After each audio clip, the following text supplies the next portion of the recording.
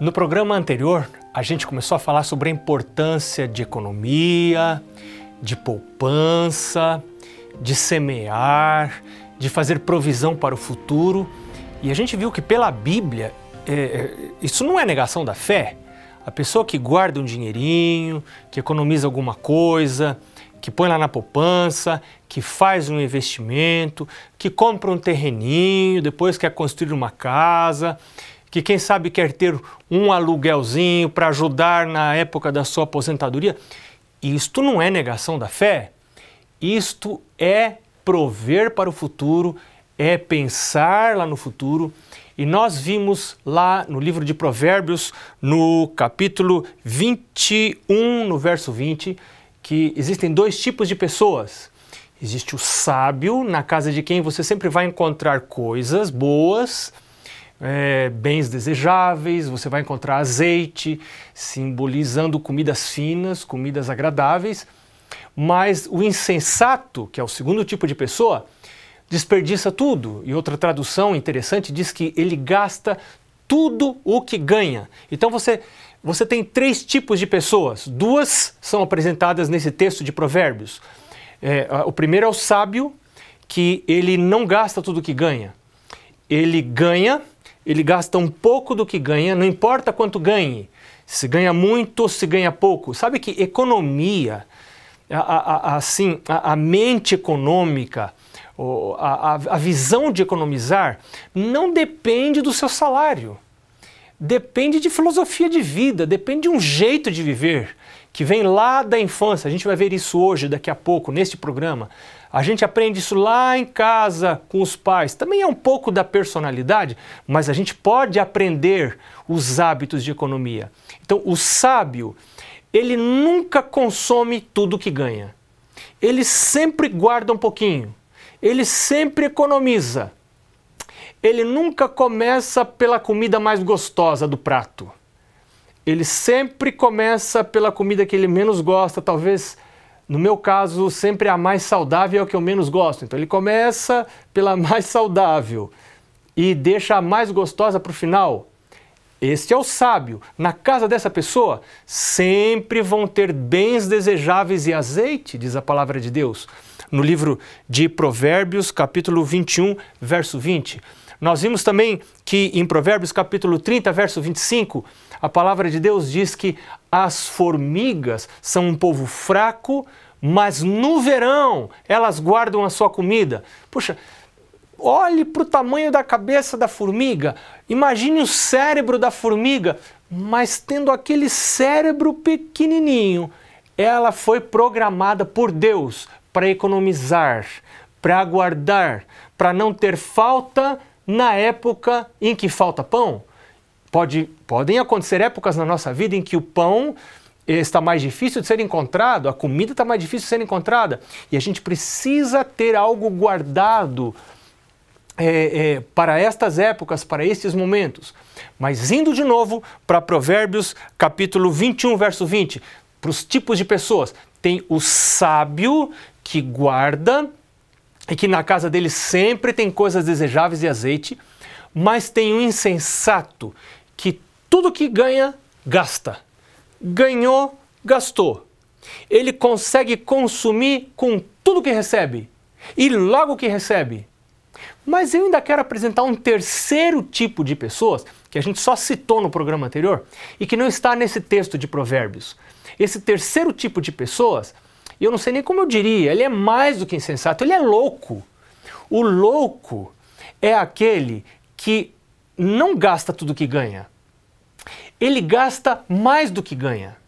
E ele gasta antes de ganhar. Ele já compromete os seus ganhos futuros. Como se ele fosse viver para sempre. Como se ele estivesse certo de que o seu salário do mês que vem está seguro. E não está. Então nós não podemos viver uma mentira, viver com dinheiro que não ganhamos ainda.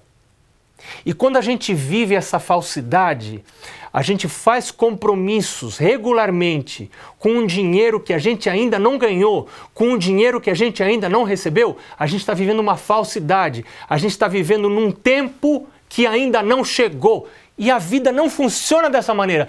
Em algum momento nós vamos ter problemas. E você sabe como se chama esse problema? Chama-se dívida. E nós nos tornamos endividados quando, e eu estava dizendo isso, começamos a falar sobre isso no programa anterior, nós chegamos até a dívida e entramos na casa da dívida quando temos aquilo que popularmente se chama de olho grande. Essa é a regra geral. Claro que há exceções. Há pessoas que ficam endividadas por questões que não estão sob seu controle, por doenças, por exemplo. Mas como regra geral, nós entramos na casa da dívida e a gente, quando entra lá, dificilmente fica pouco tempo nessa casa. A gente entra na casa da dívida quando a gente quer mais do que pode, quando os nossos olhos são muito grandes, quando a gente deseja muito, quando a gente cobiça muito. E muitas vezes é quando a gente não se contenta com uma vida simples, com uma vida tranquila, quando a gente adota os hábitos sofisticados do mundo, as roupas de grife do mundo, as comidas do mundo, o estilo de vida do mundo. O mundo exige muita coisa, o mundo exige a gente pagar um preço alto. As pessoas dizem que para você ser bem considerado, você precisa ter um carro novo, um carro muito chique, um carro muito sofisticado. E a Bíblia diz que as pessoas vão julgar a você pelo carro que você tem. Mas a Bíblia diz que Deus julga você pelo coração que você tem. Não é pelo carro que você tem. É pelo coração puro que você tem. Porque você confessa seus pecados cada manhã diante de Deus. Você vai à presença de Deus, reconhece que é pecador e diz: meu Deus, perdoa os meus pecados, me ajuda, meu Deus.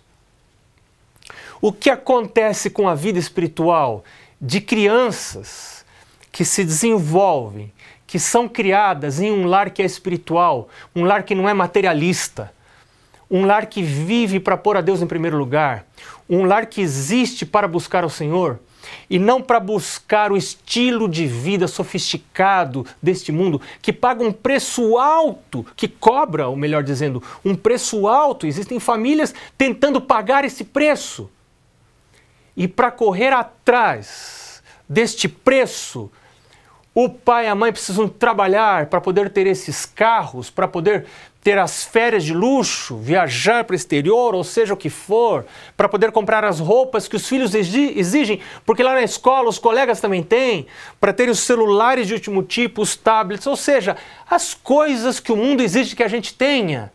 E que não são as coisas simples e naturais que a palavra de Deus nos aconselha a ter e a investir nestas coisas. Por isso que diz o Senhor Jesus, verso 26 de Mateus capítulo 6, verso 26. Observai as aves do céu. Ainda que as aves não semeiem, nem colham, nem ajuntem em celeiros, o vosso Pai Celeste as sustenta. Deus sustenta a mim e a você, ainda que veja, ele está querendo dizer aqui que eu e você temos muito mais valor que os passarinhos. Os passarinhos não têm a sabedoria que você tem. Os passarinhos não têm o cérebro que Deus deu para você. Um cérebro capaz de pensar em futuro, um cérebro capaz de pensar nesta vida, mas também na vida eterna. Um cérebro capaz de fazer planos, um cérebro capaz de trabalhar, de semear, um cérebro capaz de colher e um cérebro capaz de não comer tudo que você colhe. Você, se trabalha na agricultura, você sabe que precisa colher, e isso na agricultura de subsistência que existia um tempo atrás, porque hoje o pessoal anda comprando sementes, claro, mas há um tempo atrás você colhia e você comia um tanto, mas outro tanto você não podia comer, porque se você comesse tudo que você colhesse, você não tinha com que plantar depois. E aí você tinha que guardar essas sementes longe dos bichos, do caruncho, do que seja, para que a sua semente não fosse consumida e depois, no outro ano, você morresse de fome. Este é um princípio de subsistência. E este princípio nós encontramos na palavra de Deus. Mas o que o texto de hoje, de Mateus capítulo 6, verso 26, quer me ensinar, é que acima das minhas ações está a ação de Deus. Então, se você é criacionista, se você é um cristão bíblico, se você não crê na Bíblia como ela foi escrita, se você crê que Deus é criador e que fez o mundo em 6 dias e no 7º descansou, você vai trabalhar 6 dias, mas você vai descansar no 7º. 6 dias você fará toda a sua obra, mas um dia você vai tomar para livrar-se da ansiedade. Eu li uma coisa muito interessante um dia desses, o pastor Amin Rodor, dizendo no seu livro de meditações diárias, que não é o sábado, não sou eu que guardo o sábado, e sim é o sábado que me guarda. Porque no sábado eu paro de trabalhar, eu paro de viver nessa loucura de vida para a qual o mundo tenta me levar, imaginando que sou eu que me sustento, imaginando que sou eu que me dou comida, que eu que levo comida para minha casa, que meus filhos, minha esposa, minha família depende de mim para comer. O sábado me faz parar e me ensina a verdade de que não sou eu que me sustento. Eu tenho um Deus Criador no céu, que fez todas as coisas por milagre. E quando as minhas forças faltam, Ele pode fazer aquilo que eu já não posso fazer. Existe um chamado de Deus para você. Existe um chamado de Deus para mim. Um chamado para o descanso. Você quer livrar-se da ansiedade? Tome um sábado de cada dia e pare, um pequeno sábado cada dia, e pare para ir à natureza, contemplar os passarinhos, ir à presença do Deus Criador da natureza e pedir a Ele que sustente a sua vida, que tire de você a ansiedade. Mas semanalmente, guarde o sábado, pare no sábado para falar com o seu Criador, para entrar em comunhão com Ele. A gente vai para o intervalo e volta daqui a pouco. Não sai daí.